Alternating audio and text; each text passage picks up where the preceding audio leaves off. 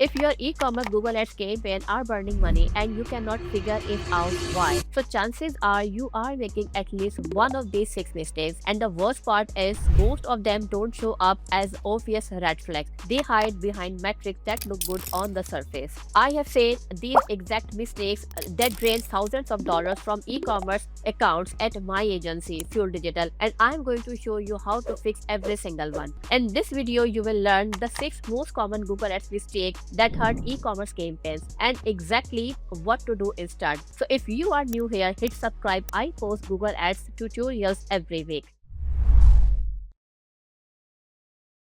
So mistake number one, using Google Ads as a retention channel. So here is the first one, and it is the biggest one. A lot of e-commerce brands treat Google Ads like it's only there to catch people who already know them. They launch Performance Max, see a strong ROAS in the first week, and think everything is working great. But here is what actually happening. PMax is picking up branded searches and retargeting warm audiences. So basically, it is charging you for sales that would have happened anyway. One e-commerce client came to us in the exact situation. Branded search and retargeting were doing all the work inside PMax. Revenue looked stable, but growth was completely flat. So here's a fix. You need a proper acquisition setup. That means shopping campaigns targeting people who have never heard of you. Search campaigns should build around non-branded, high-intent keywords, and performance-based campaigns that are structured so the algorithm does not default to the easiest conversions. And here's a pro tip you should follow. If your PMax ROAS looks too good to be true in the first month, it probably is. Check your auction insight and search term report. If most of the conversions are branded, you are not growing. You are just paying for demand that already existed. Mistake number two, not understanding Google's core levers. Now here is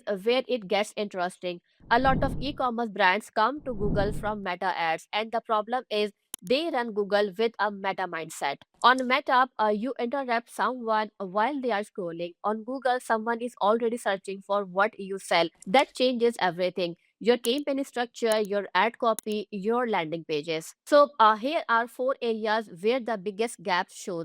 First, search intent. Upper funnel keywords and bottom funnel keywords need different campaigns, different bits, different landing pages. Mixing them in one campaign waters down your results. Second, your product feed. For shopping and PMX, the feed is your foundation. Weak titles, missing attributes, a bad categorization, all of that limits who sees your products and how often. Third, keyword research. Understand match types, understand commercial intent, know the difference between what people type and what they actually want. Skip this step and you will either restrict your reach too much or waste spent on irrelevant traffic. Fourth, landing pages. On Google, you are reaching people who don't know you yet. Sending cold traffic straight to a product page often does not work. An advertorial style landing page that builds context and trust before the sale can outperform dramatically. And here's a common mistake you should be careful about it. Brands from Meta often skip the landing page step entirely because their page social funnel never needed one. Google is different, built for intent, not for interruption. Mistake number three, letting operational issues kill momentum. So this one is boring, but it costs more than most people think.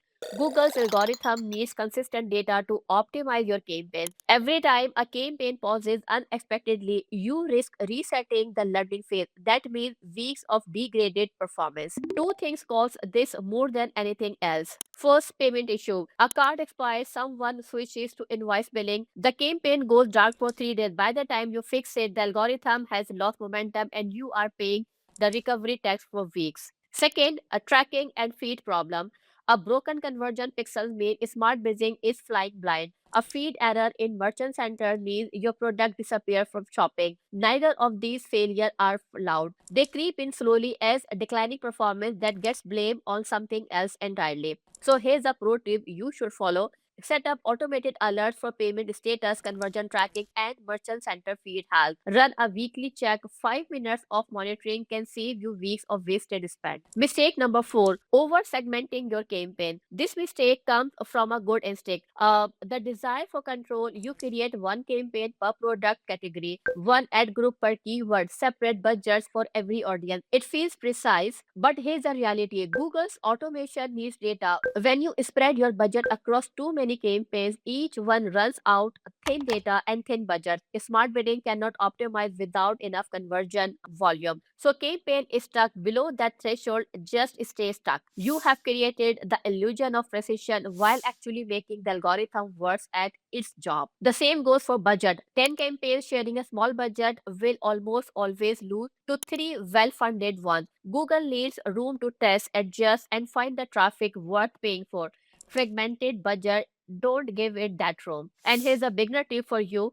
Start with fewer campaign, clearly defined goals, and enough budget in each one to generate at least 30 conversions per month. You can always segment later once you have data.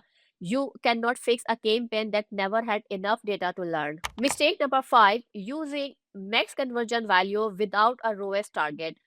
Max conversion value tells Google one thing: spend my budget to get the highest total conversion value.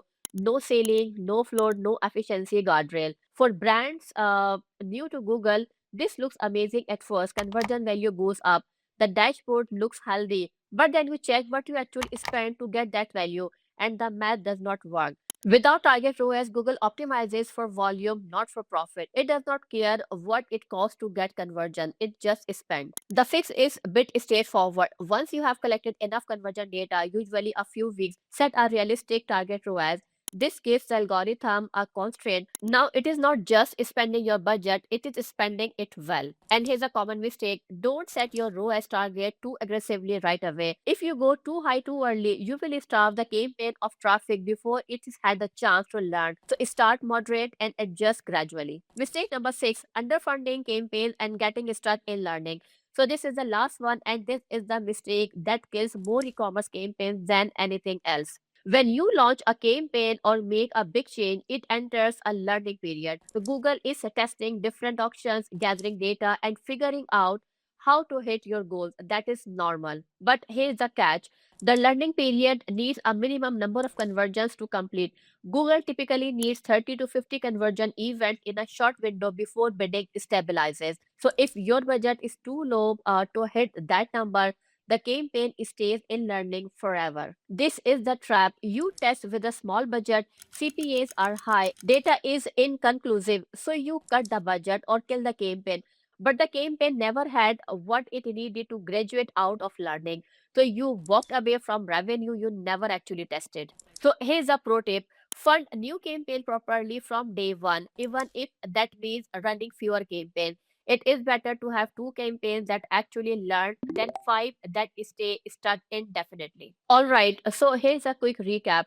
6 e-commerce Google Ads mistake that drain your budget. 1, treating a Google like a retention channel instead of a growth engine. 2, not mastering a search intent, feeds, keywords, and landing pages. Number 3, letting a payment and tracking issue break campaign momentum. Number 4, over segmenting campaigns and starving them of data. Number 5, running max conversions value without a target ROAS. Number 6, underfunding campaigns so they never leave the learning phase. So fix these things and your e-commerce campaign will run on a completely different level. If this video helped you, hit subscribe so you don't miss the next one. Drop a comment below which of these 6 mistakes have you seen in your account. I read every comment. And if you want to go deeper on performance max for e-commerce, that is exactly what I am covering in the next video. I will see you there.